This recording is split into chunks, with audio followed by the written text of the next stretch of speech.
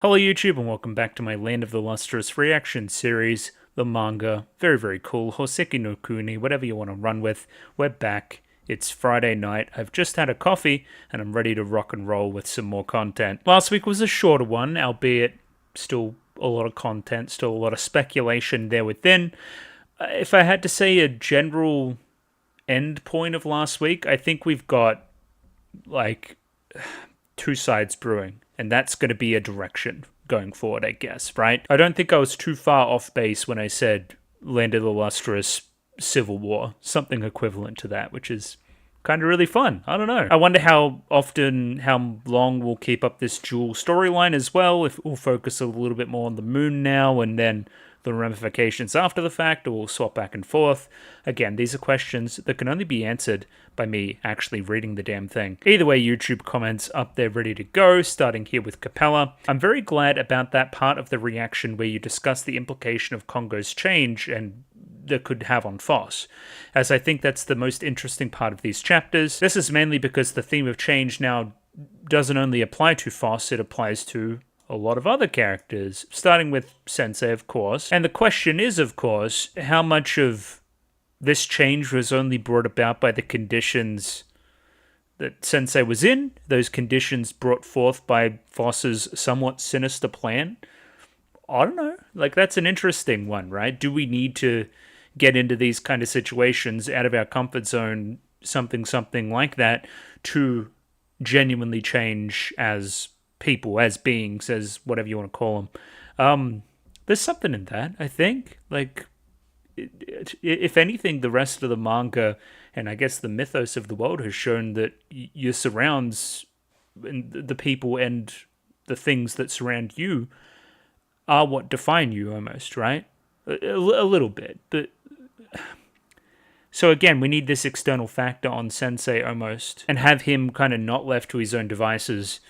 We need to have something thrust upon him for him to actually change who he is. I don't know. Like, Foss needed to change his surrounds to change who he was as well. That could be a fun lens to see through a lot of things, right? Again, Foss changes a lot after, going into the water, after going to the ice with Antark, after going to the moon. Like, lots of stuff, right? Is the Foss that went up to the moon the same Foss that came back down? And was it because of that experience, that change of scenery, that brought that about? Food for thought. And yeah, I feel like I'm going to be a broken record with the whole Foss is missing the point type thing, because it's plainly obvious. Who are you doing all of this for? Why are you trying to expose Sensei, per se? Yeah. I'm going to be a broken record for sure. I do like what we saw of Sensei's backstory. I wish it was expounded upon a little bit more. Still time, obviously, but yeah, I feel like that's just... It felt a little bit cookie cutter. I feel like you could have thrown in a few more curveballs there. It's just kind of a nice story with Red Diamond and whatnot. But it does make the pieces fall into place, and that's half the battle. This was good, though. The reason why Red Diamond wore the powder in the first place, and how that's, again, grandfathered into the system, and every gem wants to do the same for the same reasons. We all want to be like this guy, And isn't that just sweet? Either way, last comment here from Iwayuru, which is there. Thank you, YouTube Studio. We start off here in a completely different place entirely, that being Nier. We keep bringing it up. Nier's really good, and Drakengard's weird because I've kind of spoiled myself on the story as I was learning more things about Nier. I know a lot about Drakengard by extension now, and again, if you know what I know about Drakengard, again, I haven't played it, I can't talk from personal experience, but they don't play particularly well, so am I going to get much out of it from a playing perspective that I didn't already get from already kind of knowing the story? Anyway, food for thought. I need more free time before I'm even doing something like that, though, so... But yes, I'll continue to beat the drum that there are a lot of thematic similarities between this and Nier. If you enjoyed Land of the Lustrous, potentially give Nier a go. Definitely go in with a pretty open mind, though. It comes together, just trust. Yeah, interesting. Here we're framing it as opposing camps and goals. Obviously, the Yuke side and then the Foss side. We're going to see how far that goes, how antagonistic it's going to be. Is it going to be full-on war? Is it going to be bloodshed and tears and whatnot? Yet to be seen. I don't know. It's going to come to a head, and we'll see how diplomatic we are about the whole thing. I'm going to put this kind of stuff down to me just, again, skimming through that first part and watching the first season of the TV anime a long time ago. It's just hard to remember stuff. Yeah, there definitely was something, now that you've mentioned it, about Sensei touching or not being able to touch gems and whatnot. And I definitely remember the Amethyst twins slamming the heads together. How could one forget that? I don't know. I guess the head pat reveal there didn't really do much for me as a result. It's interesting here that Iwayuru has interpreted the part with Kongo's story as what I first theorized it as, which was he cannot say certain parts of the story. It's like he's programming coming through as he's trying to explain it. I definitely thought we'll just skipping through stuff. I don't know. Again, both interpretations could be true. I would probably prefer this one, the kind of interruptions because of my code, because it shows a desire to want to share it, but a physical, like, inability to do so.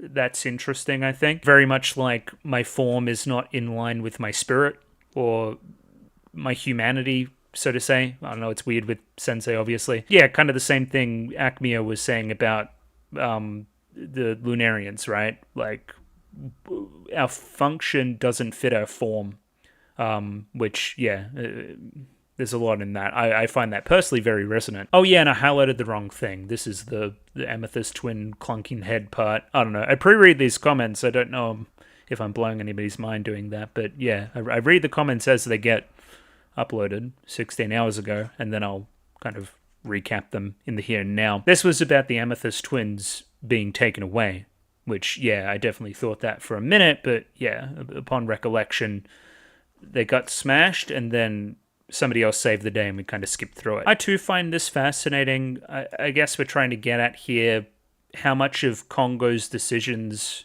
did he actually make, again, as a robot versus a human? What's the distinction there? I'm just kind of working through my code. Aren't humans just kind of working through their code as well? Like, my code says that I need to record, so I record.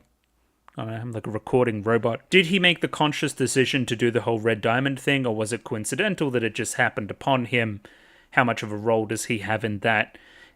How much does that then turn into the whole, I feel lost for Red Diamond and I really feel for these gems?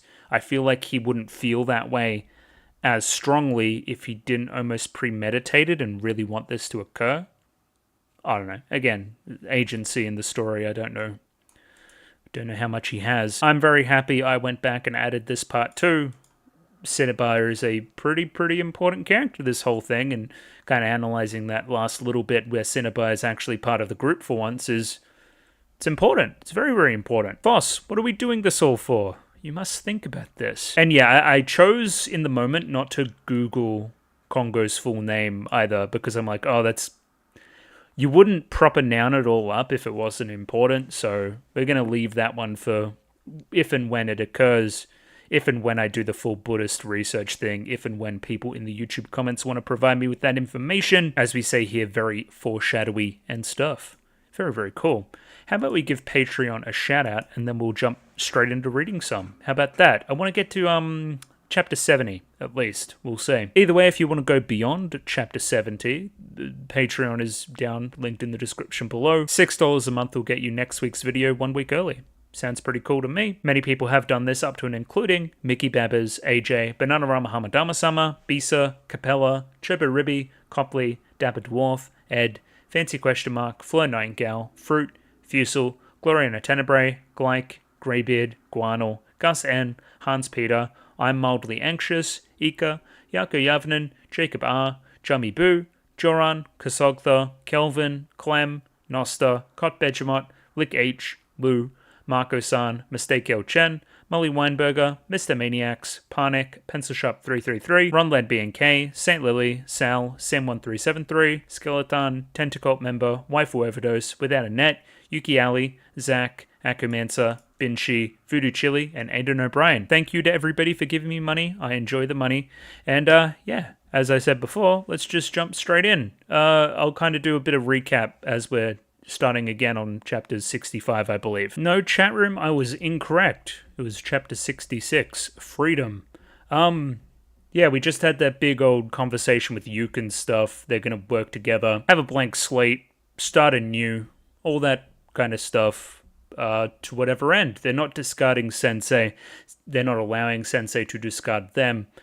It's kind of nice. I don't know. What's Foss gonna do? Last time we saw Foss was getting pressed by our boy Acmea about a lot of things. Hey, get a result. We need to get this prayer machine working again. Come on now. And my interpretation, of course, is that comes with the implication that we may do something to Foss's friends if that result isn't achieved.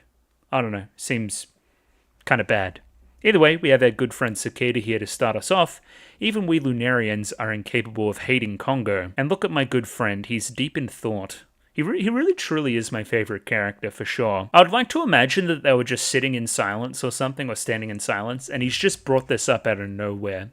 Like, it was on the mind, and he just started speaking, and kind of Pad Parasha and Foss were just kind of caught off guard. Oh yeah, Pad Parasha's back, by the way. I didn't really fully lock in on that. You might call it an armor of love. What? Have you heard about that yet? The prince wanted to know. Huh? No, I haven't. That was my Prince impersonation. It was spot on. What, this? This is the Prince impersonation? Okay. Bro, you're being confusing as hell. Now let me show you all to your quarters. Wait, what about the armor? Later. What? No. Now, everyone is waiting for you. This way. Aww. So he was trying to be like a deep philosophical thinker, and then he like caught up with himself and he's like, nah, jokes, I'm not doing that anymore. Talk about character 180s, Foss. Jesus. This is the real change. Okay, this is our quarters. Very, angular. I don't know what you'd call this. It's kind of cool, though. Very big. Look at the scale, everybody. Wow. And yeah, Pad Parasha and Foss look pretty jazzed about the whole thing. We get this kind of... I don't know. Again, I was seeing like concrete slabs very early, but people have informed me that these are all very colorful. So we get like a rainbow fortress. Sounds pretty cool to me. Look at this goddamn rainbow fortress. Shoutouts again to the art of this manga. I don't feel like I do it enough. I don't feel like I do it enough in a lot of the things that I do. The art is just stellar. Like taking a step back and genuinely just thinking about, like, somebody designed this space. It didn't exist before somebody drew it like this. There's no... Obviously, there's reference images and stuff, and they had something in mind that they wanted to do with it, but I just feel like they've... Ichikawa's knocked it out of the park, for sure, for sure. So this is our quarters. It's giving, like, hotel lobby, though. So where do we actually, like, live? And I'm seeing this is, like, a pool of the oil or whatnot. You know what I mean? Like, the oil that kind of bubbles up or whatever they were talking about before. Like these curtains of oil almost falling as well. That or it's like a genuine linen or drape or something. And again, you can get all analytical about, you know, sharp angles versus the more smooth and kind of, you know, curved edges of their kind of place back on Earth. Then, of course, compare and contrast with the Admirabilis if and when we see what they actually live in.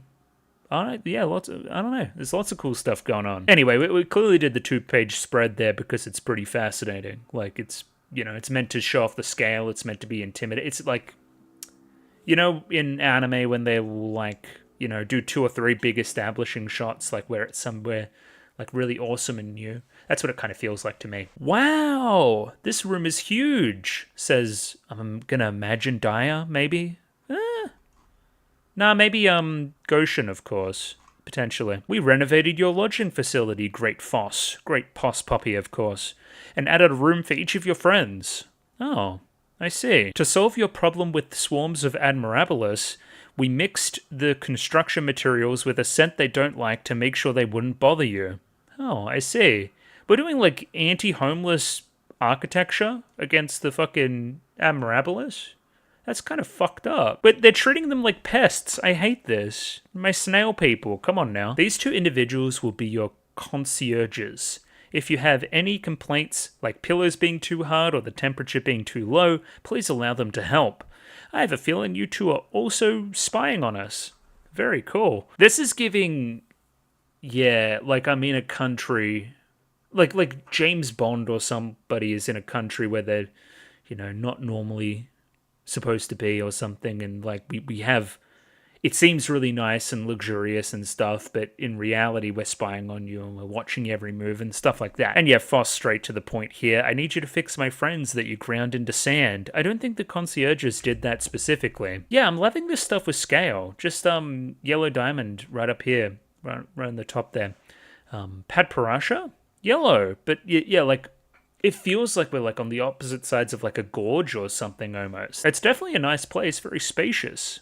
I guess it is the moon, you have nothing but space. Seems that Yellow Diamond has fallen into the water, or the oil, I guess, with a sloosh. You see how efficient they are? These are the two who repaired your friends earlier, too. They have all kinds of qualifications. Oh, when we shattered upon learning the news? Yeah, okay, fair enough. And then, obviously, Yellow Diamond's feeling a little bit worse for wear after the fall. I think Yellow's a really interesting character. Because this isn't one of the people that Yellow Diamond has specifically lost. But seeing Pad Parasha after such a long time and Pad Parasha better must be inspiring to the point where you think that anything is possible and you can see these people again. And Pad Parasha obviously is an old friend and it's nice seeing them, but I think you like what this represents about everything else even more. Is that Pad Parasha? Lex, Benito, it's been so long. I'm sorry about Chrisabel. It wasn't your fault. Yo, insane lore. I didn't know that there was... Are you... Okay, were you involved, is I guess the question here out of this piece of dialogue. Interesting. Pad Parasha. Ame? What, rain? No, I'm imagining short for amethyst. 84? Right. Impressive as always. And I don't think you've met either of these two. This is Khan Gorm, who used to live inside Ghost, and this is Goshen, one of the newest additions to the family. Another nice piece of character here for Pad Parasha is being one of the people that can tell the amethysts apart. I don't know if you've done your hair up again, like the other way or the same way or whatnot, but I feel like that's something that Foss didn't do that you can do. Pad Parasha could solve this whole thing and I wouldn't be surprised. Like, you've got almost this, like, you could do anything based on your framing in the story and how long you've been asleep. Does that make any sense? It feels like on a narrative level, Pad Parasha, anything's possible for them. And I feel like it's something that Foss should be looking into if and when we need to make some moves, right? Like, Pad Parasha is a wealth of knowledge, for sure. Giving me the same vibes as like a Lapis, almost. So, bounce ideas, that's all I'm saying. I've never seen you moving before. Elder Padpa. Regards. Yeah, you're looking well, Daya. This is very deliberate. We've gone and every single character has said hello to Pad Parasha again. Yeah, I don't know. I guess we haven't seen them in a while, but I want to see this Rotiel interaction, if anything else. I talked to Arkmia about restoring the gems that turned into sand. I was told it's going to take some time, but efforts will be made. As you can see, the Lunarians were able to fix Pad Parasha, so I think we can be optimistic. As I was explaining before, I would like to think that Yellow is specifically feeling this feeling. And look, the piece of media knows it too. Isn't that great, Elder Yellow? Oh, and Alex as well is another one that obviously has that hyper-focus on it, right? The legendary Pad Parasha. I was just playing hooky from the whole life gig. Whoa, you do say cool things. I guess that's cool. Whatever. Oh, let me borrow that one. I want to say that about the time I slept for 100 years. I don't know. Yeah. That's really fun, actually. Yeah. We have company. It looks like... I don't know, Acmea probably. He's looking slutty from that silhouette there. He kind of is slutty. He's wearing the sweatshirt. This is crazy. Yo. And I mean, the vibes here are obviously like fun's done. It's time to lock back in. A little bit of sweat on Foss. Is this about the armor? Now, my interpretation of this scene was comedic. You might call it an armor of love. Even we Lunarians are incapable of hating Congo. You might call it an armor of love. Okay, the prince wanted you to know about that. Okay, man. We got there in the end, chat room. It's fine. So now the prince wants to let us know about that concept. Foss says you're going to put everyone back, Acmea. Acmea, thank you, Acmea. Shh. Do not provoke the crazy Lunarian. The psycho hates to be called by that name. I just witnessed a fit of rage that melted a wall. Sorry, Acmea. Oh, look at him. He's hating that shit. Why a name? Yeah, that's an interesting concept. Let's park it. Keep remembering it. Names are embarrassing is really interesting. I feel like I've talked about it before as well. Yeah. What's in a name? All that kind of stuff. Because Foss and the gang's names are all very, like, it's just the gem that I am. It's nothing really more specific than that. My name describes my role, more and my function more than anything else. Probably why he prefers Prince. It's a similarity between us is the point. I wonder if Foss and the gang would feel a little bit embarrassed if they had proper names as well. Congo has a proper name that's also a pun, apparently, or a reference or foreshadowing or something. Yeah, there's something in a name as it kind of pertains to Land of the Lustrous for sure. Congo emits a substance that evokes positive feelings in humans. Though created by humans, all of Congo's abilities surpass their own. They feared that this would make the machine an object of hatred and jealousy, and that it would be scrapped as a result, so they added this armor as an auxiliary function. As we are all 1/3 human, it does affect us, albeit weakly. You all lived in close proximity to the machine for a long period of time, so its influence over you is great. This is fascinating. Is the loving feeling we feel for Sensei, right, is that only the result of some arbitrary thing that makes us feel that way? Do I only feel as strongly towards my parents based on something arbitrary? I don't know. Is there something inherent to our condition that makes us feel that way? That's kind of what we're trying to get at, I feel. I've never really thought about that. But I feel based on Sensei's actions, even divorced from this concept, I would still like Sensei, because he does nice things for me and he's caring and stuff. Where I feel like this is going to swing a lot of this group to be very cynical about Sensei, and cynical towards the other side as well, that is still accepting of Sensei to the point where we're going to say like, oh, you only like him because of this effect that he's emitting. Wake up, sheeple, stop being affected. And I don't know if that's entirely fair, because I think on his own merit, Sensei's still like a good guy. I don't know, maybe I'm projecting too far, but that's where I kind of feel like this is going. You harbor an unconditional love for Congo despite the obvious differences between you, which causes you fragile, breakable gems to instinctively act in pairs. You spread yourselves out over your admittedly small land to watch out for attack, or watch for our attack. I would hardly call it an efficient method of protecting your race. In fact, this formation is more suited to protecting a specific entity at your center, Congo. I feel like you're trying to like psychologically read the gems in a really weird way. I don't know. Were you there? Were you there to the point?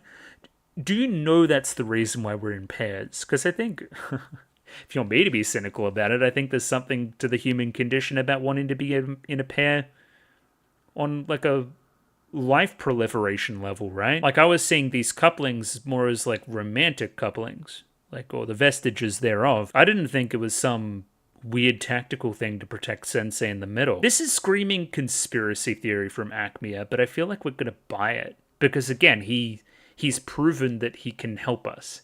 He's proven that he can make the Pad Parasha thing happen. So he can maybe make my partner come back, right? I'm going to trust him, even if he's spouting, I would say, conspiracy theory type stuff. The reason Congo lets this persist is that no attempt to change it will ever succeed. Due to the machine's own nature, you instinctively take up that formation as if it was your own atomic structure. And so the only option was to let things stand as they were. So again, shifting blame onto Congo pretty specifically, right? Like, he only let this system persist, this system that, you know, has made all of your partners disappear and whatnot and blah, blah, blah, blah. He's only let that persist for his own selfish gain. If he was actually a caring sensei, then he would change things. And he would preserve you above himself. Now I have a question for you. Congo has given you the one thing that was most valuable to humans. Do you know what that is? Beauty. That's interesting. Remember the first thing that Foss said upon seeing his own reflection again? I am beautiful. And we played it for a joke, but that's an interesting thing to say. Well, yes, that is valuable. Compassion, pep, mischievousness, adorableness. Yeah, that. Kindness. The correct answer, he's trying to wrangle this gang of like children, that's funny, is freedom. Okay, I guess. The thing that's most valuable to humans is freedom. Yeah, I don't know, it depends on who you ask. I guess I take it for granted. I probably wouldn't like it if I was a slave. The machine never locked up any of its precious gems. Congo doesn't have much to offer you, but that gift was the most sensible. Perhaps it was a response to the severe restrictions that Congo is subject to. Or perhaps the tool wishes you to be something resembling the human masters it once served. Well, yeah, kinda. You're reading between the lines here for sure. I don't know if I agree with Sensei never locking any of us up. It seemed like he was pretty against us doing certain things. He would reprimand us. Again, he never literally locked us up and threw away the key, but there was definitely rules. It wasn't completely free. I don't know. I'm going to listen to Acmea because he's clearly got a point. Now that you have left the Earth's surface, Congo's influence will gradually wear off. I want you to take back your senses and pride as mineral life forms and join with me. True freedom is something you should claim for yourself. That is all. Now you should get plenty of rest. You're a fucking little manipulator, you. I don't know. He's definitely talking a big game to influence everybody here, I feel like. It feels like manipulation to me. And again, it's very obviously in contrast to the previous chapter, which was all about, uniting behind Sensei and maintaining the status quo in a lot of ways, starting over with a new leaf, focusing on love and respect with one another. Where again, this is all starting to sound very conqueror-y. I kind of said that when like that pose that Foss was in on the volume cover. I feel like that was very much the idea there. Interesting. Yeah, I don't quite know how to put it into words, but like we're singing Kumbaya over here. Over here, we're getting influenced. Something like very capitalist to it as well. True freedom. Take your destiny in your own hands, as opposed to relying on the state or whatever you would call Congo. Yeah, the politics of this are really cool. Yeah, I feel like we're continuing to go down the wrong path. I'll keep saying it. Either way, it seems like Foss has stood up and has something to say. Wait, fucking my good friend Cicada's eating a little fucking mochi or something. I don't know what's going on there. He's fucking loving it. He's chewing. That's pretty good. I want to take Padparasha and Yellow and launch a night attack. Almost all the gems will be at school during the night. If we show them how quickly you got Padparasha moving again, we can deal a heavy psychological blow to every gem at once. Especially Rutiel. Yellow and some Lunarians will create a diversion. I'll use that time to talk to Sensei, or if that doesn't work, I'll apply as much physical stress as I possibly can. Okay, what? I cannot spare any personnel at night. The labor unions would complain. Oh shit. He really is a capitalist. Also, the faces here are very interesting. Wonder how Padparasha feels about attacking. That's the word that we use. The base again. Rutiel. You're probably thinking about Rutiel. And obviously, Yellow's caught off guard. Had no inkling of this plan at all. So yeah, if we want to get as much influence on the gems as possible at the same time, the night is when they're all in the same spot. Cool. Padparasha. Go in there. See people. Have conversations. Yellow and some Lunarians will create a diversion. What do you mean diversion? Weird. Okay. And then, yeah, you'll talk to Sensei and maybe fight Sensei. We'll see. What? We did used to work at night in the past. I'm ashamed to admit it, but our society isn't like yours. With population as large as this, individuals can't all keep their aspirations so high. We always were a pile of trash after all. It gets especially difficult after so many years without results. The masses need goals that are likely to be accomplished in the short term with a stopping point easily in sight. Your night attack will have to be just you three. Will that be alright? But Cicada wants to go against the labor laws. This is very cynical about how humans are. Humans work towards short-term goals that are accomplishable, as opposed to greater, larger scale things that are potentially more important. Again, capitalist. That's fascinating. Yeah. Remember his look. He had like the suit on and their slick back hair and we were having a fine dinner at night.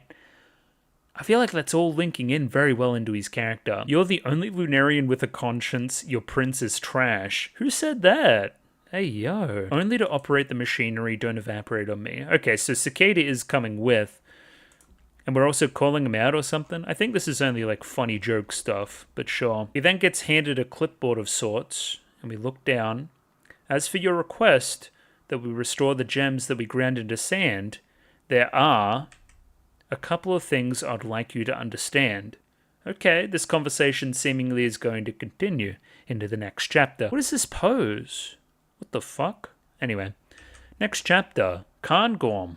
The bottom line. I thought he had a laptop there. That was going to blow my mind. And it seems like this clipboard that we got handed is going to be important information, maybe? Remember that clipboard back in the day that Cinnabar had? Fine. The bottom line is that we can restore any gem of hardness 5 or greater. Okay, stunned silence. Very cool. Hardness 10 will be relatively easy. Okay, good. All the diamond crew will be fine. I mean, obviously this is pretty tragic already, because again, the implication is that 5 or lower, or 4 or lower, all can't be recreated, right? It can't be restored. It goes to show that despite your personality and despite the person that you are, you're still constrained by your physical form in a lot of ways. That would be the diamond family.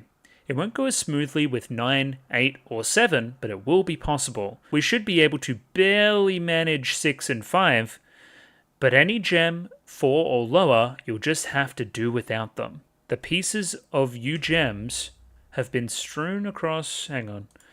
have been strewn across 5 satellites in addition to the moon.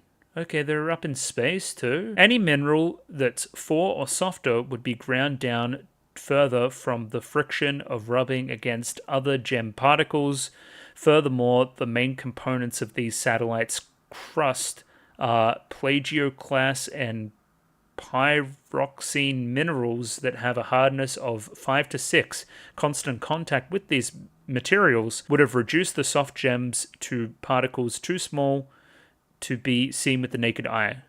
Okay. When retrieving the sand, even the most delicate movements will cause those particles to float up into the air. They will drift for long periods of time over great distances, and most of them will be carried into space. With our technology, traversing the vast reaches of space to retrieve those microscopic particles would be impossible. Okay, I mean, I enjoyed the big old spread for the scientific mumbo-jumbo. I like that on both a molecular and an astronomical scale, the laws of reality still apply, and the laws that have been told to us about the hardness of various gems from very early in the story still apply as well. You can't stop like physics. You can't like change the world like that. Some things will always remain stagnant, some things will always remain the same. And yeah, I mean, we're going to learn more about it as we continue, but that's obviously big news for everybody. I don't know what the hardness of everybody's respective partner is, but if they want to get that partner back, then I don't know. I hope they were right. From memory, Cairngorm is kind of ghost-pilled, right? In a lot of ways. I feel like Ghost was 5. Maybe back here is a bit of a clue. Because, like, Diamond Family, okay, Yellow Diamond would potentially want to get some members of the Diamond Family back. There was like 4 or 5 of them from memory. You'd have to imagine Chrysabel is somewhere in this range, maybe Ghost somewhere in this range. Anyway, it's pretty intense. I don't know what to make of all of that. Here we go. Softer than 4, Fluorite, Sphalerite, Foss's head, and Antark. Okay, so Foss's original head we can never get back. That's an important detail. Never getting back Antark. What are you doing this for, Foss? That was a big tenet of this for sure. Antark's hugely motivational. Remember that Antark shushing the crowd? That's a big moment. I like the worried look of Cairngorm here as well. Obviously, you're very similar to Antark as well.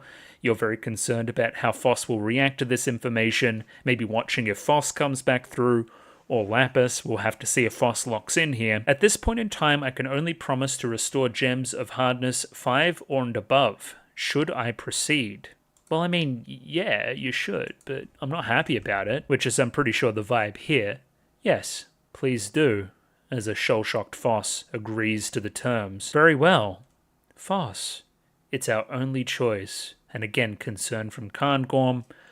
Yeah, I mean, I guess I failed to focus in on this as much as I probably should have. Untark's big. Untark and getting Untark back is a big thing here, for sure, for sure. I need to follow the chain of motivations for Foss, I guess, because originally it's, okay, I'm not good enough, I can't fight, I want to change. It's also at that same point, Cinnabar, I want to find something only Cinnabar can do. I'm too dumb to find something only Cinnabar can do. I have to change, right? Again, the impetus for everything. A lot changed over winter as Foss tried to change his surrounds to entice that change. In a lot of ways it did work, but in that process you also lost somebody you were quite close with and in Antark. And again, you were the only one there. You feel personally very responsible. This then keeps going and keeps going and keeps going, where you feel more and more useless. At a certain point, it switches, and you become suspect of Sensei in the wake of the Shiro stuff and all that kind of nonsense. And you start to think that, hey, maybe these bad things that are happening are only the result of Sensei keeping secrets. Why is he keeping said secrets? If he can't be honest, then we have to change said things. Like, there's a shift there where the motivations change. And again, much like the kind of Cinnabar interactions from last volume, this is the moment where you're like, hey, what am I doing this all for? If it was to help Cinnabar and then Cinnabar refuses to go with me, what does that mean? If this was to get Untark back and I literally can't do that scientifically, what does that mean? What am I even doing? And again, it's our only choice. Almost a little bit of sunk cost fallacy. Like, I can't back out now. I'm also kind of being threatened low-key by Acme here. Fascinating, for sure. Okay, big old wide shot. This is fucking Acme's joint, I think. Big old kind of couch something. Acme is dressed to the nines. You can't go in there. Yes, I can, but it's the middle of the night. Okay, Cairngorm's forcing the issue. Very interesting. Oh, the chapter's called Cairngorm, of course. Okay. We're bullying cicadas, so minus points. You know, you're pretty high up there, but minus points still. I assume this is urgent. Is it really impossible to restore gems softer than 5? I'm sorry. I'm ashamed that I cannot undo what I have done. Could you at least bring back Untark? You have some attachment to Untark to cite. I think it's interesting that you go for Untark, you go for the scientific name. No, but I know that Foss does, I guess is the vibe. Yeah. Personally, no, but I know somebody who does. With Untark back, Foss will be more stable, the idiot will make fewer mistakes, and be easier to control. I'm pretty sure that would be good for you too. Very cynical, Cairngorm. I like that. That is useful information, but unfortunately it is not possible. I like personally no, but I know somebody who does, straight into Foss. Yeah, that person is Foss. They're not as slick as you think you are. Are you sure? If we had the technology to put everything back the way it should be, we would have solved all our problems. Oh, and then a moment of thought. Then, would it be possible to cover me in a synthetic Untark? What the fuck are you talking about? What? Cover me in a synthetic Untark. You want to be covered back up again? This is insane. What? I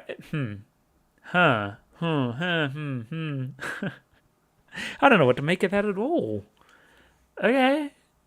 I mean, it's obviously got some links into what's happened previous. You character design-wise have reminded me a lot of Untark. Foss himself has seen it a couple of times, kind of channeled you as Untark accidentally and whatnot. There's obviously you were covered by Ghost for a long time too. You don't feel that bad about returning to that kind of state. But if it's a synthetic gem versus Ghost that was a real gem, then is there an actual difference there?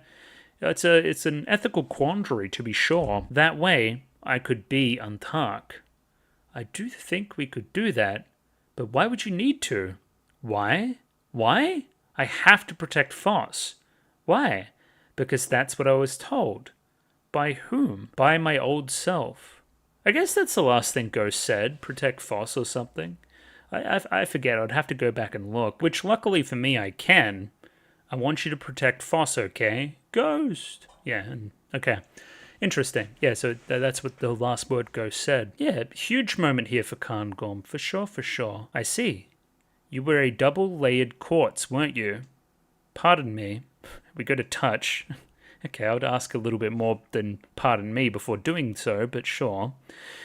The inclusions in your hair crystals shouldn't have any effect on you, but... Huh? Just a... Aha! Okay, you're being weird as. There are still some in your eyes. Do you remember having them changed? What? No, but... I can't imagine Congo would forget to exchange your eyes. There must have been an interruption. This abnormal devotion you feel is likely caused by your predecessor, whose inclusions are still there in the irises of your eyes. The outer gem was stripped away.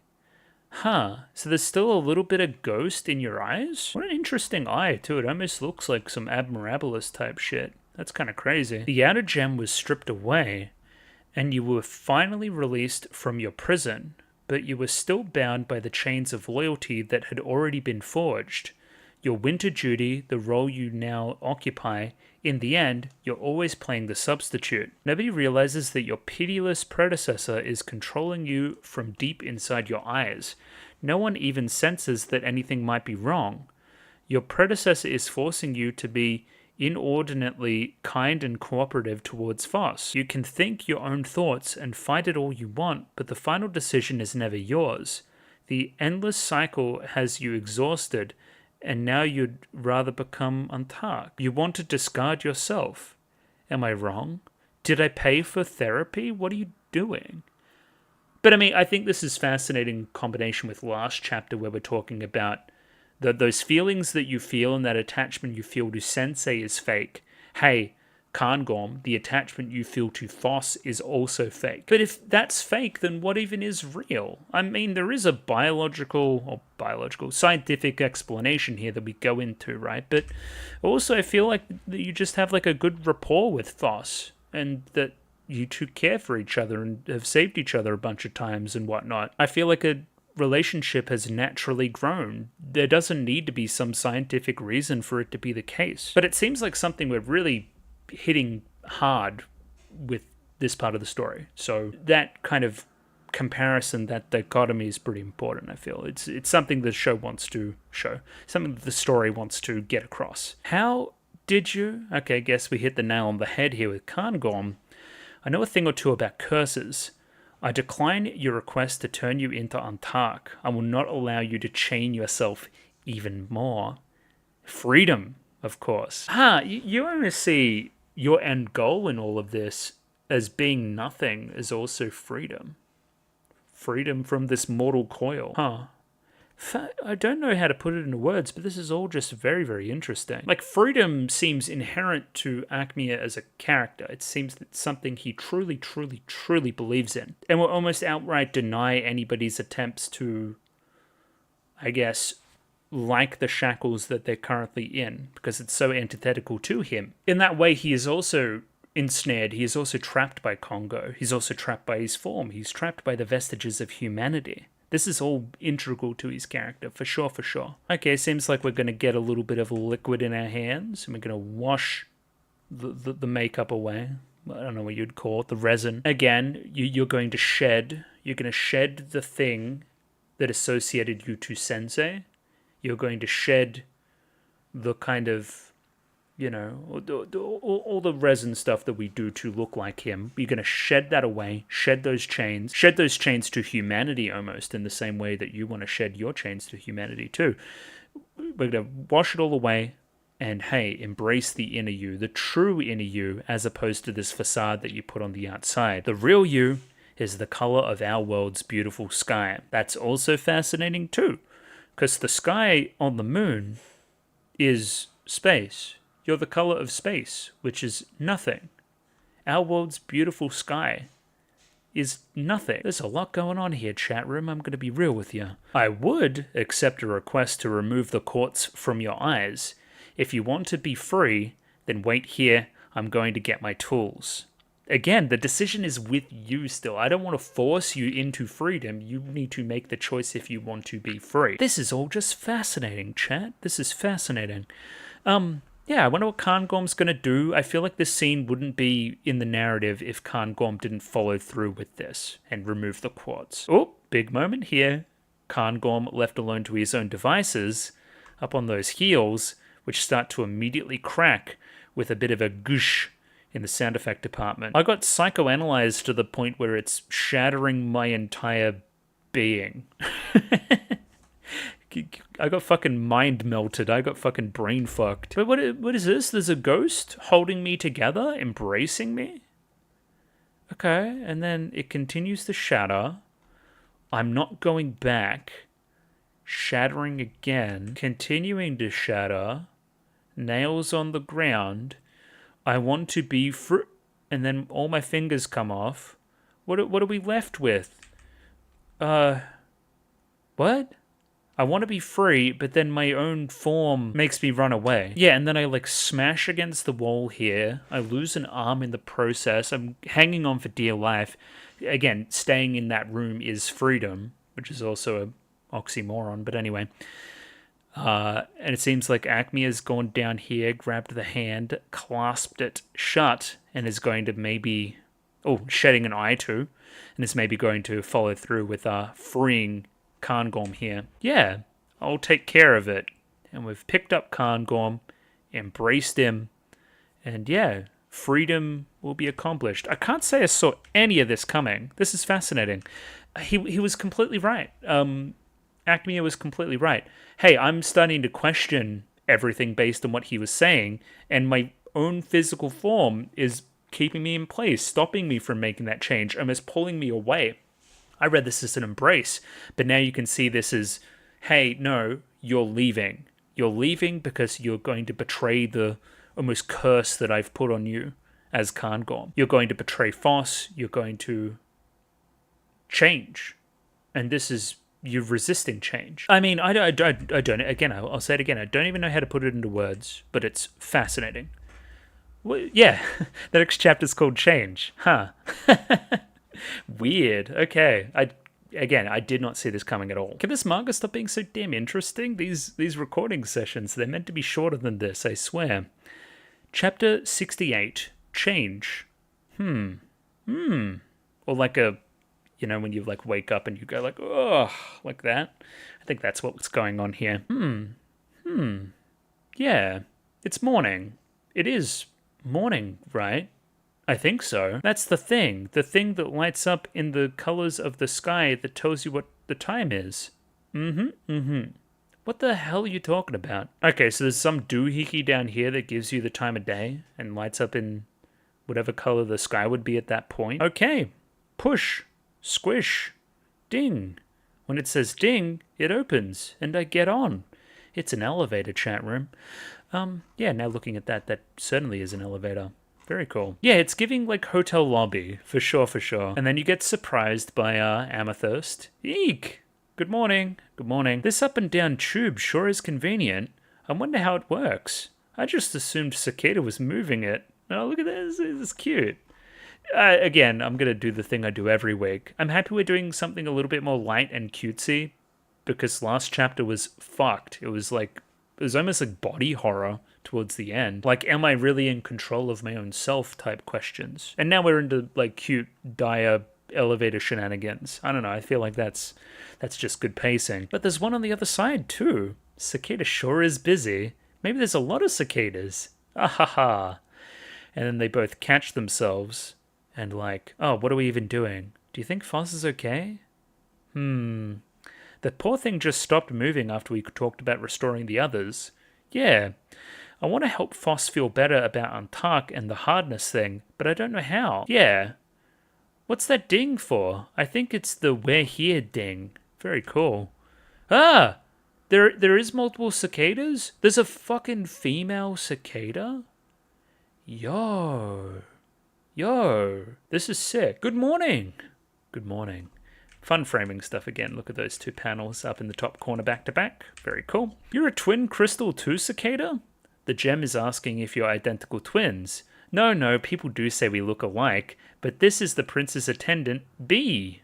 A little? Okay, hello, B. Cicada and B. Why are they all bugs? Prince, why'd you name all your people after bugs? That's not very cool. It puts you at the top of the food chain and puts them at the very bottom. Why'd you do that? That's a weird thing to do. It's almost like you have some kind of complex about that or something. I don't know. Anyway, Honorable Daya, Noble Ame, how is the great Foss do... Hey! Okay, who's saying hey? Okay, Foss is saying hey, and I'm thinking it seems a little bit performative. Very cool. Good morning! Is everybody here? A lot of good mornings this chapter for sure. Looks like we didn't have anything to worry about. What a relief. No, not everyone. Good morning. Oh, excellent. Then let's go bust up Sensei right now. What an awful thing to say. Also, Kangom's not here. How are we going to respond to the whole Kangom thing? Oh, yeah, look at this. Oh, yeah. So most certainly is performative. You're most certainly lying, and the gold is finally catching up with you. We don't want Sensei getting lonely, so we have to hurry and make sure there's nothing left of our old mentor. Now, I don't want to be a broken record, but at what portion of the story did we get the gold? It's the Antark portion. The gold is the literal manifestation of the want to save Antark.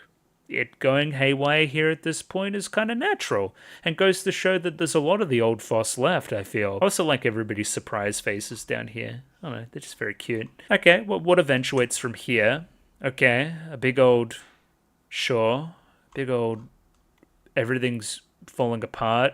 My gold is expanding and smashing and stuff. I don't even know what that is, what this middle panel is. Oh no, it's not a middle panel. This is just the path forward. Yeah, okay, fair enough. Thought that this was a panel break. Anyway. Hey, I would imagine that this is maybe our Kangorm. Nope, it's Padparasha. Okay. I wouldn't be surprised if we don't see Kangorm again for a while, now that I think about it. Hey! Okay, Padparasha is going to knock us back into place. Very hardly too, I might add. Okay, with a flick and a crack and a thud. A little too hard. Sorry. Okay, we're gonna knock some sense into Foss. We're going to get Sensei to stop being broken and start praying, remember? So what will happen if we break Sensei beyond repair? Everyone gets made into sand. That's right. If you mess this up, it's not just Antark we're not getting back, it's everybody. You want to make everyone suffer like you do? No, I don't. So, keep a cool head and tread carefully. That's right. This is a very Lapis line. Keep a cool head and think carefully. It also reminds me of the moment when Foss learns about all of this for the first time after going to the moon and has to hold himself together in the hotel room after everyone's gone. Again, I have to keep a cool head because otherwise I might break. If I get too hot-headed and too gung-ho, everything might fall apart. My entire sense of self and stuff. I don't know. Yeah, we've highlighted this now. I was going to question this. Let's go bust up Sensei. Can I get that a little bit more central? Not really. Maybe over here. No. Yeah, it kind of works.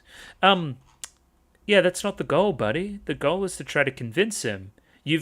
You even mentioned earlier that you might have to go to violent means for doing so, like shaking him up a bit or something. I might have to fight Sensei. But it shouldn't be the goal. That shouldn't be... You should want to negotiate peacefully. You should want to stop the brokenness rather than hurting Sensei. Why did you default to you rebelling against, your creator with violence? Why is that something you defaulted to, Foss? That's weird. So, your plan... If you, Yellow, and I go back at night, I'm sure we can take them by surprise. But that's assuming that things haven't changed down there. Who back on Earth knows what you're up to? I told Cinnabar everything, and Yuke is onto me. Yuke, eh? Then Cinnabar's probably already been integrated, and they all know everything by now. Padrush is so smart. What the fuck? It's too dangerous to fill in the gaps with guesswork. We should send some Lunarians down first to assess the situation and give us a report. Yeah, good thinking. Which means talking to Acmea again. Oh, I really wish I didn't have to. The night attack? I actually don't want to go. That creep is super intimidating. It's too scary.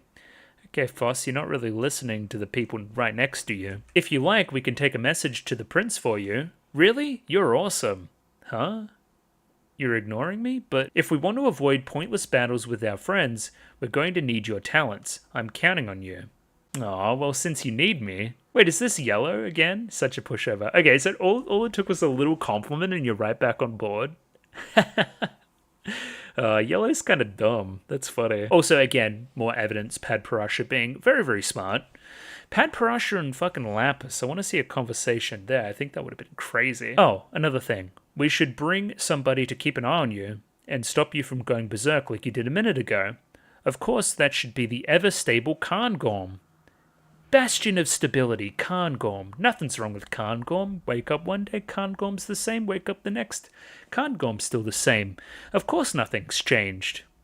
In the chapter called Change. Oh no, is this Goshen wants to go too? Me, I wanna go. It's pretty good. Okay, where's this Cairngorm thing? Is this... who's... somebody's entering over here? You can kind of see them. The zoom doesn't work the way I want it to. Wait, where is Cairngorm? Still asleep. And obviously, Cicada knows the truth, right? Because Cicada was trying to stop Cairngorm to go to see, or from going to see Acmea. Yeah, for sure. Can you tell if Cairngorm's still in bed? The Honourable Cairngorm has taken up residence elsewhere. Huh? And will be living in Maison Stranica, beginning this afternoon.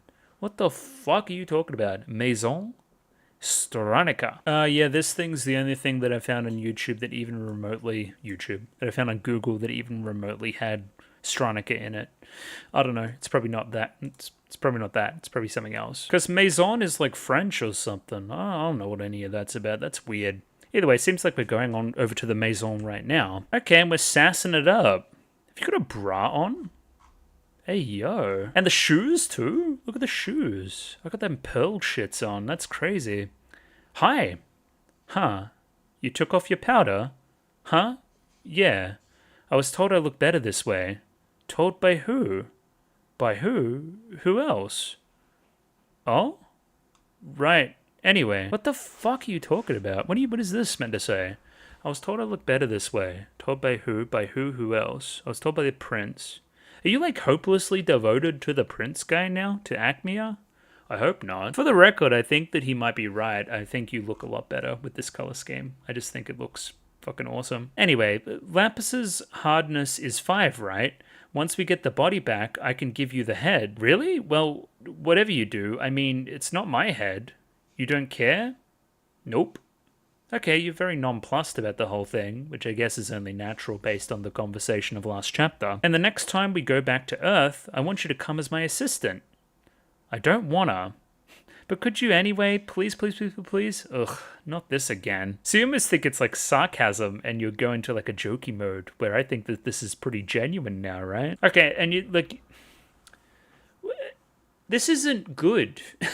Does that make any sense? Like, being like nonplussed and like too good for it and free isn't all it's cracked up to be. I don't know. I like forging relationships. I like having wants and needs and goals and whatnot. Even as hopeless as it was, I liked the goal of getting Ghost back. I liked the goal of getting Lapis back. I liked the goal of keeping Foss safe. Now you have no goals. Is your only goal utter devotion to the prince guy? Well, I mean, maybe I'm projecting too far. We don't have any evidence yet, really. Yeah, and here it is again. Thinking about it. I'm not going. Yeah, this is turning over a new leaf as my alarm goes off. I'm not going. This is turning over a new leaf. Got to get back in the mode now. Yeah, I mean, it's obvious, right? The whole skin color thing, the whole costume change, the whole everything. It's a very big departure for Cairngorm. Are you even going to be called Cairngorm anymore? I don't know. Sensei named you Cairngorm. Did Sensei name you Cairngorm? Who named you Cairngorm? Somebody did. You didn't come up with it yourself, I don't think. Are you going to shed that too? Acme has had a thing about names and names being embarrassing. Is a name embarrassing because you don't name yourself the name? Somebody else has to give it to you? So there has to be a relationship there? I don't know. Anyway, we're ready for you. Foss, thanks for bringing me to the moon. Again, you're going to disappear, away from the curtains, through the gap, away from Foss. You're going to shed this relationship and do your own thing now. I'm my own man, damn it. That's why I wear a bra and a negligee and these shoes. I do find stepping through the curtains and into the light an interesting motif too. It's almost like I'm the star of my own story. It's my time to shine now. But however, who are the hands that open the curtains for me to be able to do so? Am I just another piece in somebody else's game? And is this truly freedom? I don't know. There's a lot of things I want to say and not a lot of time to say them. Okay, so then... it's very funny. This looks all very dramatic and showy, and then we cut to a wide, and it's like Foss is just bewildered. Like, what? What do you mean? Huh? Okay, so this is Foss peeking behind the curtains too. Yeah, we're very much doing like a fashion industry modeling type thing idea. Like, I'm going to be the star of my own show. I'm going to be my own model. I mean, combined with the costume changes. I mean, Foss had a costume change too. And like this kind of stuff here is what I'm talking about. Okay, the prince has arrived. Look. And then you're kind of ducking out of the way. Have you chosen one? I really just don't know anything about clothes. You pick for me. All right, then we'll take the sweetest, frilliest design you have. Huh? Let's see them. You got it. I don't really like frilly. Then make up your own mind. It will be practice for you taking back your identity. And then Foss is overhearing this. Identity? Oh no. Okay, but... Okay. So, way back in the day when Cairngorm had the complex when Red Beryl was trying to do the frilly stuff with Cairngorm, like... That's been a thing in the show. It's been like a jokey thing that we did. That was actually pretty serious. It was like a, I really don't like this. This is my like true self coming through in a way. Because if left to my own devices, I still don't want to do that. It was an original choice made by me and not just something that was made by the vestiges of me or the things that were holding me back, apparently. Am I getting like some cuck vibes here too? Is that kind of what we're kind of... Just vibes, not like explicit, but like kinda. That's weird. And then like sweating it up. This one, I guess. Really? What? What are you saying? You got a problem with my choice? You're mocking me, aren't you? This is why I told you to pick. No, I didn't expect it. It's very you. Yeah,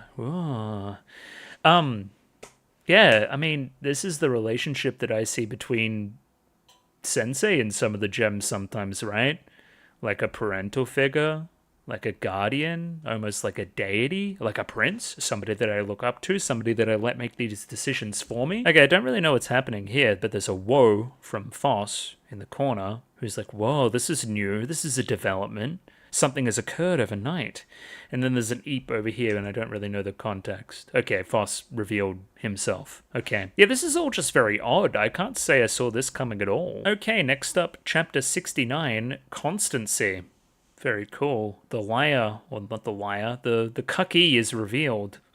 Oh, it's you. You're still here. Yeah, okay, and then we have this fashionista type guy, Edna Mode, grabbing onto the clothes, checking them out. You made this? Yes. Not bad. Master, I'm honored. Oh, this is very funny and kind of really ignoring the elephant in the room. These are our fashion designers. This one here, despite being my personal designer, only makes me a new outfit once every 100 years. The name's Quieter, and I'm not neglecting my work. What is this, morning already? That hurt. What are you talking about? Okay. It's just, when you have infinite time, it's hard to set any production goals for yourself. The prince's closet is full and there's no need for any style upgrades. But this is different. Okay, so you feel inspired again. Like a new project almost. Yeah, that's kind of fun. Okay. Wait, this fashion move is really weird and unexpected as well. Kind of really ties into that kind of capitalist thing I was talking about before as well. The clothes I wear is this idea of self-expression, but also attaching value to it and prestige to it. Me having a personal designer, there's nobody else's personal design is all I'm saying. Like almost tying explicitly the style of clothes you wear to your identity. And this is only something available to you because of how close you are to the prince. How close you are to somebody that has that pull and that money, almost, if we want to get as blunt as that. That's, again, fascinating. I did not see this coming. This is the first time our prince is taking a liking to a gem. Stop blabbing. And it's a sassy little runt, too. Sassy little cunt? What did you say? And it's also fresh and new. Hey, you're runtier than me. It's magnificent. So this is the image you want. Okay. Can I make it totally different? Whatever you want. Now, well, now that's settled. Kima dear, make all the assignments, okay? Master! Okay, this is all moving very quickly. We are currently preparing new clothes for your 7 friends as well. This designer is responsible for that undertaking. Okay, so everyone's gonna get a costume change? That's kind of cool. I'm Kima. I'm the main director here at Stranica. Okay, so Stranica's like the fashion place. Maison Stranica, of course. Do you remember me, Foss? Huh?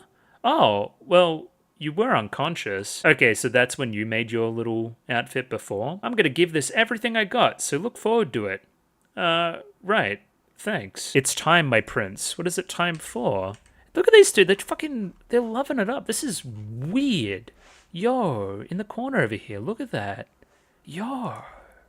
It's freaking me out. I'm going back to my meeting. You go home and get plenty of sleep. It will help the adhesive. Good night. So, ew. Gross. Get him away from me. Get that left arm stabilized before bed. Wrap it 5 times with number 11. Okay, and then no regard given to Foss at all. You're just going in a completely different direction on your own thing. Weird. Again, explicitly tying this into somebody's freedom and expression of self, I feel is really sinister. Like, I feel like you've just, hey, trade out your old devotions and pick up some new devotions. Like me, the prince. It rubs me the wrong way, and I think it's meant to. The moon has really come to life since you came here. We're developing new technology to recover and restore the sand, construction, design, fashion. There are signs of change and progress in every field. Wow, yeah, you've incited change in everybody, Foss. Your absence on the Earth has incited change, and your presence here has. It's kind of cool, I don't know. Like Quieter, we had all grown tired of the way things were. You have my thanks. It may be that this will lead to the birth of a new technology beyond anything we've ever imagined. Okay, what a weird thing to say. He's got a long neck too. You've got a long neck too, but this is freaking me out. I'll send some scouts in 7 days. Fair enough. Okay, yeah, fair enough. We're back on Earth. It's been such a long time. There's a dead tree. Dead tree, sunspot, everyone working together, Sensei in the background. This looks like some kind of Sphene and Peridot type situation if I was to pick. Okay, yeah, and Sensei's breaking little bits of himself off and shooting them up at the Lunarians, as you do. He's very destructive, very cool, very base Sensei. And those are the findings of the 5 reconnaissance missions we have conducted in the last 30 days. The reports indicate that no significant change has taken place. That's ridiculous. Except for one. What? The gems have changed into winter uniforms. No one cares. Well, I mean, this kind of part is about fashion, so it's kind of relevant. It's interesting that they see that no change has taken place. I think that a lot of change internally has taken place, some that the Lunarians wouldn't be privy to. I bet it's deliberate. I can never guess what Sensei's thinking, but it seems like the kind of thing you would do. Change clothes for the season? No, not that. False. It's clearly explicitly show that no change has taken place. Like, put up the veneer that nothing has changed. Well, we won't know for sure until we go see for ourselves. Yeah. Wait a minute, I can't do it. I can't go fight Sensei. You said you wanted to bust up Sensei, so I guess that love effect or whatever has worn off for you. But I am nowhere near that. Okay, I don't think Foss was being serious about the whole fight thing. I feel like that was coping mechanism, no? Are we gonna fight really? I hope not. Foss is abnormal in every way. You can't compare yourself to that. Oh, come on, Padparasha. Don't you care? We're talking about fighting Sensei. I'm shaking all over. I gave up. I owe Foss too much. I'm going to give everything I have to accomplish Foss's goals. Padparasha. Okay, this is a development too. Very much in the Foss camp. How truthful are you being in that? Will that change upon seeing Rutiel? You were very quick to give up allegiances to Sensei, Padparasha. Will you be quick to give up allegiances to Foss as well? I don't know. Food for thought. But again, as I've said before, Padparasha, it feels like Padparasha could do anything. So again, what a great ally to have. Oh yeah, where's Cairngorm? Wasn't Cairngorm supposed to come with us? Apparently getting touchy-feely with Acmeo was more important. Hey, yo. What? So Cairngorm's not coming. It makes absolutely no sense. What could anybody like about Acmeo? The face? Okay, that is a nice face, but on the inside, ugh. Look who's talking. Why are we being so catty? This is funny. It is what it is. Okay, bringing out the old it is what it is. It'll be easier to move around in a smaller group. Besides, if we don't leave half of us here, they'll suspect we've turned on them. Just us 3 then. Okay, it seems like we're getting ready to go. Yeah, okay, all steam ahead. I was potentially thinking this was something we'll do next volume. Okay, we're making our arrival in the sunspot. Coming down. Very cool. New costumes, we must remember as well. New costumes. Lock in, everybody. Little flower here, blooming. It's like it's Apothecary Diaries all over again. Oh yeah, and we're absolutely serving cunt. We're serving the proverbial for sure. I like the big billowy kind of shoulder numbers here, and the sleeves here aren't half bad either. I feel like both designs here really fit each character. Goes to show this kind of blooming, this metamorphosis that has happened in their time on the moon, the change away from their uniforms to something that akin to more personal identity. And yeah, I didn't think would be going the fashion angle. It's almost giving me like Kill la Kill vibes a little bit, or like even Utena in a weird way. Yeah, yeah, it's almost like moving out of home and finding your own personal expression, and disregarding all these old kind of things that you thought were binding you, right? I'm disregarding Sensei. I'm disregarding the will of my parents. I'm going to be my own person. But is that fraught? Is that something that we should do? Do we throw the baby out with the bathwater? I'm unsure about all of that. Yeah, did I mention Kill la Kill? Did I mention Kill la Kill? Very, very interesting. Fascinating, actually. Yeah, reading further into the Cairngorm thing, I'm going to let go of all these, like, childish things that I had that established my personality before. I'm going to shed that layer, shed every layer, and, move out and be this new person, and get a weird new boyfriend along the way. Isn't that just... Aren't we just, like, rebelling teenagers at the moment? That's kind of what it feels like. Okay, Foss over here is kind of aura farming. No, I think the gold's going Burka. Yeah, okay, fair enough. Foss, hurry and get this over with. I don't want to fight. They're onto us. Huh? What do you mean they're onto us? Yo! Who's firing? Who's this? Now, remember that, Bortz wanted blood, for sure. Okay, but somebody's fighting. And it's kind of scary. This is like, Civil War. Fucking Wolverine over here, too. I don't even know who that is, but they're cool. Okay, so it seems like we're going to be over here, kind of appearing out of nowhere. Sure. Foss is up on the roof, dropping here to, like, infiltrate, and then we're going to fight somebody that's come out of here. Yeah, fair enough. So Yellow and Padparasha on the ground, they're fighting, and kind of Foss is off doing Foss's own little mission where we're probably going to have a chat with Sensei.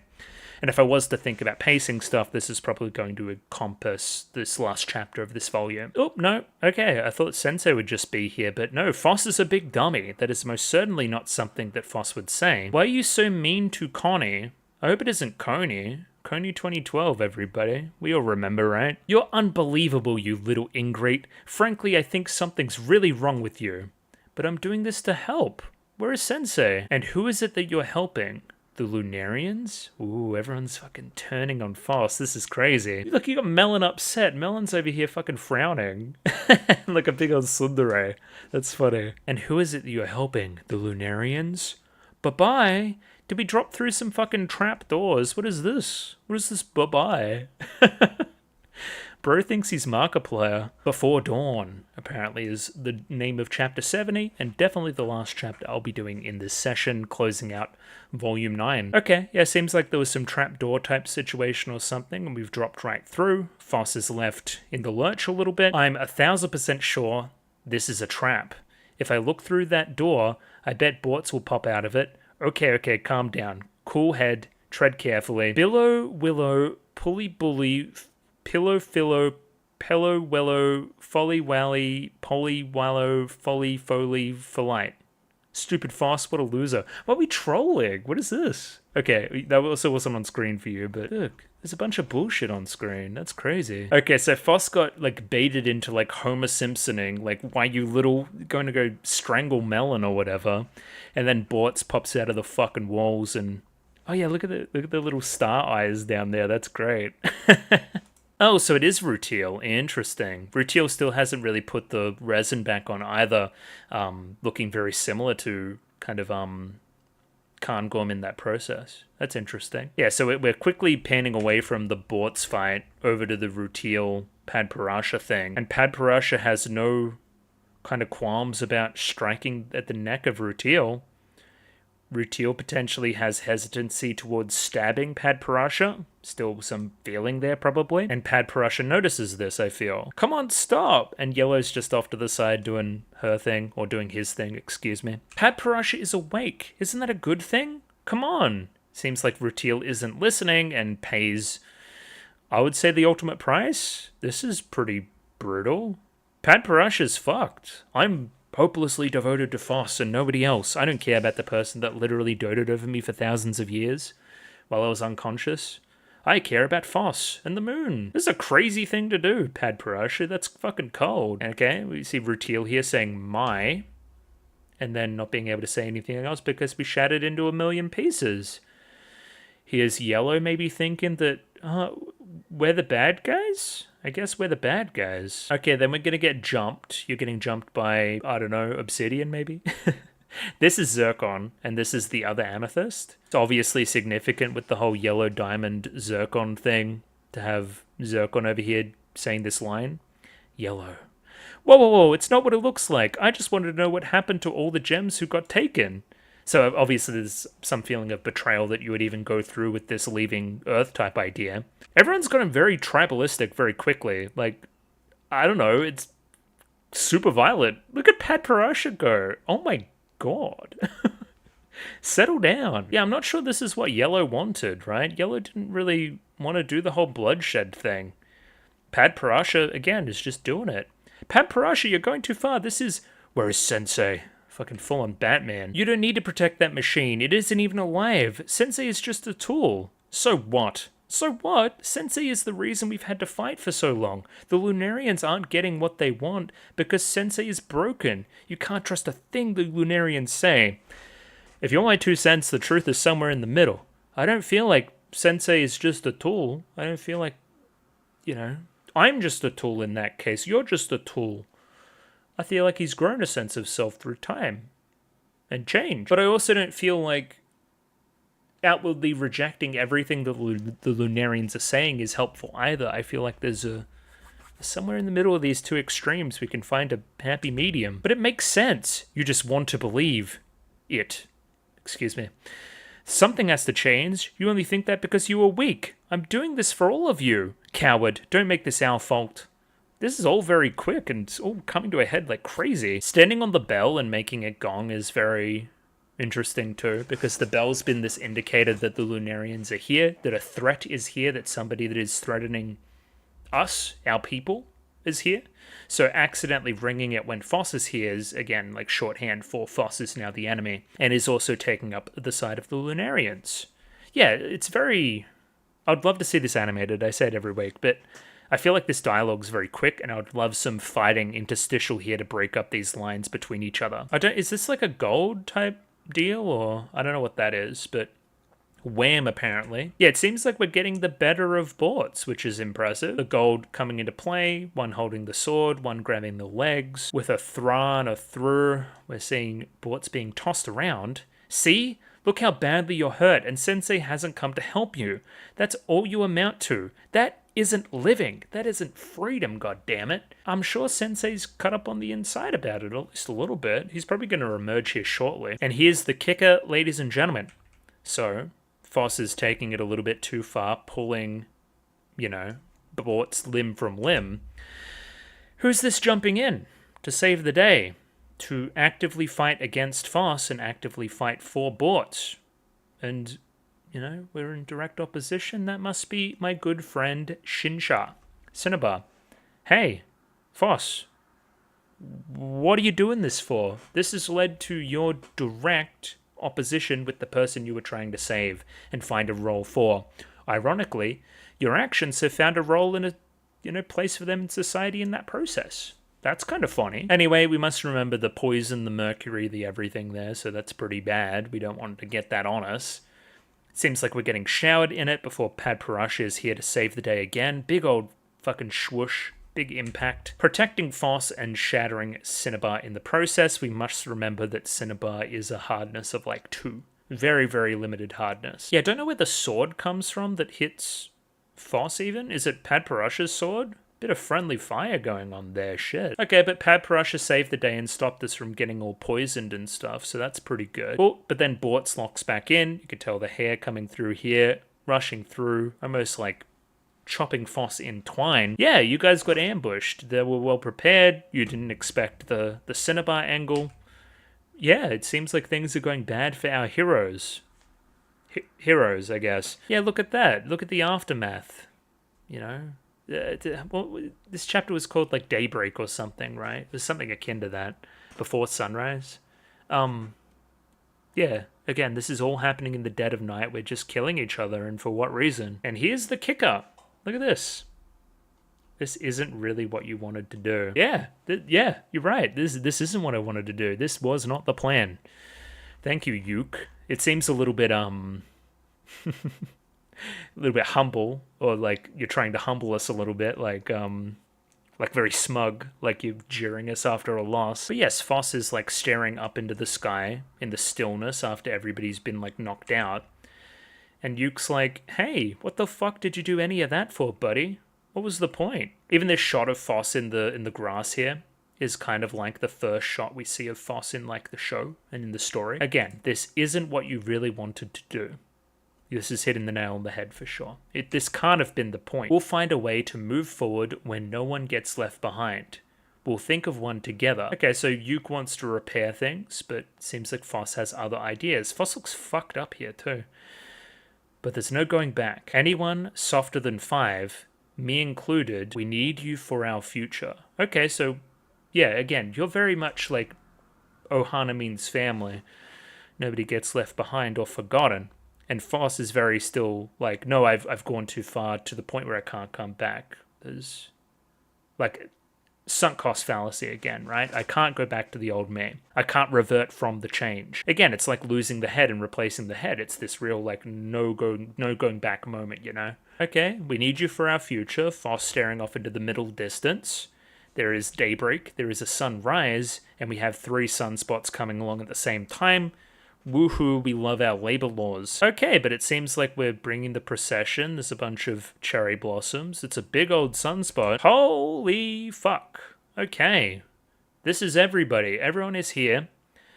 Yeah, fucking, you know, Bee and Cicada gonna, like, present... like, it's like a show we're putting in. It feels like a Broadway show or something. We're, like, revealing our new... like contestant, which is obviously Cairngorm, as we can see down here. Cairngorm with a new outfit, less frilly, a little bit more flowing, of course. I don't know what you'd call that. This is like Darth Maul's fucking double lightsaber or whatever.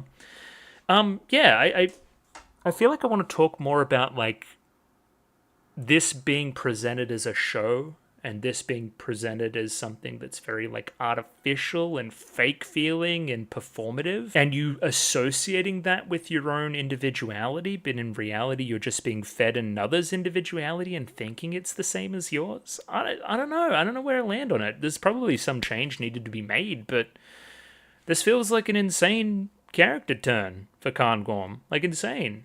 I don't know. It doesn't feel right. This doesn't feel like a righteous freedom. It feels like a teenager's poor decision or something. Okay, either way, Cairngorm's aura farming. Foss is shocked.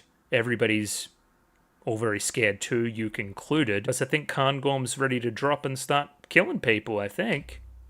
Yeah. Oh, no, Foss first and foremost. I guess that makes sense. Yeah, I'm gonna kill the one that shackled me in the past. I will not go by their name anymore. I'm now Acmea. Or Acmeo, or something like that. Okay, anyway, Foss got treated with some amount of callousness. I can't say that I saw, again, this particular maneuver coming, but I guess it makes sense. Yep, for sure. The headdress is very interesting, too. Kind of pointing up and whatnot. It's just a striking design. Yeah, I don't know. He's kind of killing it, though. He's kind of cool. And again, it keeps giving me kill. Okay, yeah, we're like retrieving Foss, I guess, putting Foss back together. Cool. Everybody's running away. It's an overwhelming showing of kind of force. Yeah, a lot of this kind of outside of the panel effect too. goes to give this larger-than-life, like, reality-altering bend to everything, like this kind of stuff. It really feels like this unstoppable force to the point where it's, like, breaking the conventions of, like, the pages of the manga, I think. And either way, you've recovered the 3 of them. It seems like Yellow, Diamond, and Pad Parasha were the goal. We wanted to get those people back. Then let's go back. What's the plan here, Cairngorm? I don't really know what the plan is, but Foss has been shattered once again. Foss has been betrayed. What's Acmea's endgame? What was the point of any of this? Did Acmea feel that Foss was ill-prepared? That down on Earth everybody was prepared? To the point where Foss would get taken and potentially converted again? So we needed to send somebody in to save Foss from being converted? Is that the goal? Did Cairngorm do it out of their own selfish, rebellious kind of spite against Foss and the curse that was put on Cairngorm? It's really hard to say. And that is the end of the volume. That is also the end of the video. What I wanted to do, which I think will be fun, is maybe take a look at the volume cover, but I feel like maybe people told me that this one was spoilery, so maybe I won't do that. Either way, I've got an omake here to read. Land of the New Labels. So, what do you like on the inside, Connie? Seems like we're going with this Connie nickname for Congo. It shows a level of familiarity. Again, we kind of talk about it here, right? We used to just call him Sensei, and now we can be a little bit more casual and on the same level as him, which is kind of fun. What color are you? Clear? I can't give you specifics, but I have some transparency. Okay, but I do have some transparency. Okay, what a weird thing to say. Those young'uns adapt fast. It'll be a while before I can call Sensei Connie. That again? You're so mysterious. Squee squee, they say. Hey, there's one. A young gem who still can't do it. Connie is a pretty high bar to clear. Why don't you start with Congo? Congo? Don't say it at me. Say it at him. Sensukoi. This is gonna take a while. Which one is you again? I don't know who you are. Are you new? Are you the, You're not the other one. Goshen and whoever else. Maybe you are. Let me check the thingo. Nah, they're not on this list either. It's the one that was with Goshen. Anyway, I put their name on screen because I can't remember it. And over here, a few translation notes. We actually run with this translation, which I'm not sure I want to read. Oh, Senior Lex was rocking Paisen. Okay, that's great. Paisen. That's great. Sure. That's a lot of personality given to Goshen. I kind of wish they just rocked with that. I would have understood what they were going for. Okay, this B translation's interesting. In keeping with the insect theme, the translators have opted to translate the name of cicadas look-alike to bee. The original name is Ape, which is Italian for bee, but also Ainu for fire. Okay, that's very interesting. Fire, like this progenitor thing. I was right about the Stranica thing. Maison is French for house, sure. Stranica is a possessive form of the Russian word for wanderer. So it's like freedom. This is like our freedom house. But the Japanese could also be rendered as Sutra Nika, where Sutra is Indonesian for silk, and Nika is from the Arabic for marriage. Silk, marriage, wanderer house. That is a word association glob, which I think translates that situation pretty nicely. And I don't know, some bullshit about the omake in the last one. It's literally the previous page. What are you talking about? More pretty art, and then, yeah, bunch of ads. Still want to read this, by the way. Anyway, yeah, that was fascinating. I thought I had a pretty good grasp on where this thing was going. It turns out that wasn't the case. Sure, I like being surprised. Surprises are good. I'll see you guys next time for more. This thing's fascinating. Please keep commenting. I love hearing different interpretations and theories and stuff. Discord for that kind of stuff as well, obviously. Like the video, subscribe. I'm getting out of here because it's getting really late. See you later. Thanks for watching. Goodbye.